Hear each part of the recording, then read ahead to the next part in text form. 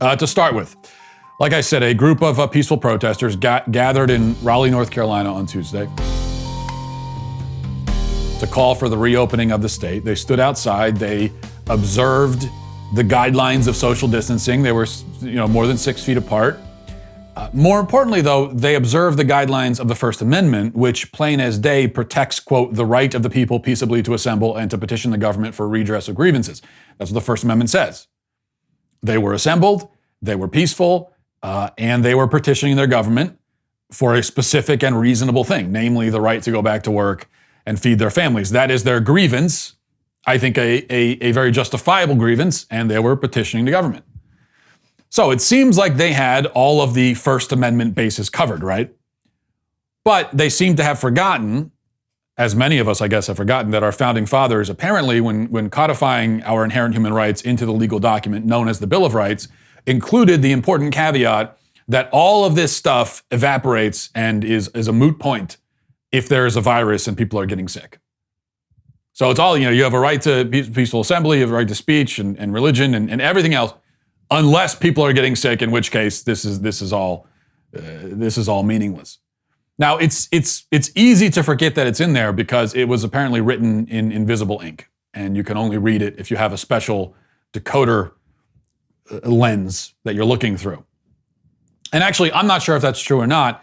That at least appears to be the legal theory of the governor of North Carolina and his law enforcement agents, as Raleigh Police descended upon this peaceful assembly and instructed it to disperse. At least one of the protesters was arrested. Now, when asked to justify their actions, the Raleigh Police Department explained on Twitter that, and this is a direct quote, they said, "Protesting is a non-essential activity. And in case you think that maybe this is just some intern or, who knows, whoever is the person who updates the Raleigh Police Department Twitter, I don't know who that is, and you might think, well, that's just that person going rogue and making this statement. Lest you think that, the Raleigh Police Department issued a statement in response to the backlash over all of this, and they doubled down on this, the First Amendment is not essential thing. This is what they said. The goal of the Raleigh Police Department is to help residents remain as safe as possible during the COVID-19 pandemic by reminding them to observe the Wake County Stay-at-Home Proclamation and the governor's executive orders. In these unprecedented times and unusual circumstances, both the governor and the county have declared a state of emergency. Under these current and temporary declarations, protesting is not listed as an essential function." Well, there you have it. The Bill of Rights, the governor did not list the Bill of Rights as essential, and so therefore it is not, because the governor decides. Now, I quite expect the bootlickers out there who have already supported the government's right to arrest people for going to church, I expect those, that camp, the bootlicking camp, will find this reasoning totally acceptable. But good Americans who value freedom, and am I saying that you're a bad American if you support the government's right to arrest people for peaceably protesting? Yeah, I am. I'm saying you're a very bad American, in fact. And I'm ashamed to call you a countryman. I really am. If you would support this. I'm not saying you're a bad American if you support quarantines and shutdowns in general. But if you're going to side with the government, arresting people for clearly exercising their First Amendment rights, then you're a bad American. Those, though, Americans who value freedom will recognize all of this as the Orwellian insanity that it is. If a politician can unilaterally abolish our fundamental liberties simply by declaring them non-essential, then we have no fundamental liberties.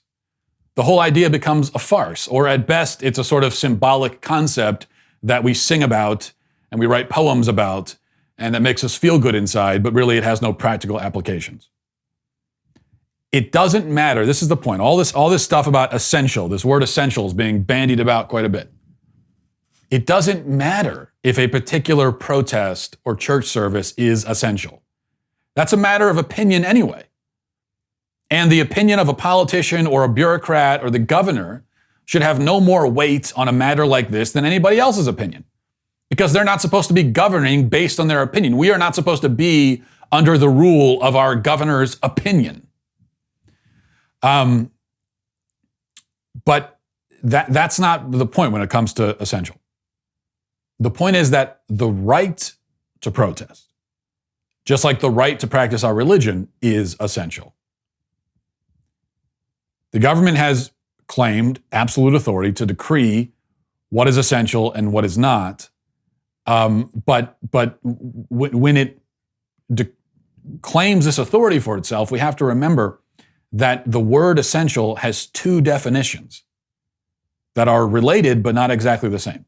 So the first definition is something is essential if it's necessary or it's indispensable, or if it's like a physical necessity. Okay, so that's like we might say drinking water is essential. And yes, it's true that in that sense, going to a protest or going to church is not like drinking water. It's not, because you could not do those things and you're not going to die.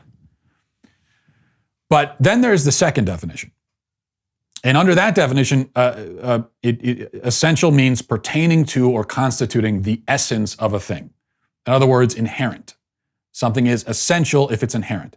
And in that sense, in the deeper sense of essential, there is no doubt that our right to protest and our right to practice our religion publicly is essential, in that it is inherent to our nature as human beings. It is in our essence as human beings. Essential. Governments across the country have used the fact that these rights are not physical necessities as an excuse to deny the essentialness of these rights to our basic human nature. They are denying the doctrine upon which our country was founded. And that should really concern us. That the governor can overturn that in one fell swoop just by issuing an executive order. The whole point of our country, the reason it exists in the first place, is that you cannot overturn those rights. They are always there. Thank you for tuning into the Daily Wire, one of the fastest growing conservative media outlets in the entire country. If you enjoyed this video, be sure to give it a like and a subscribe to our YouTube channel so you don't miss out on any of our content.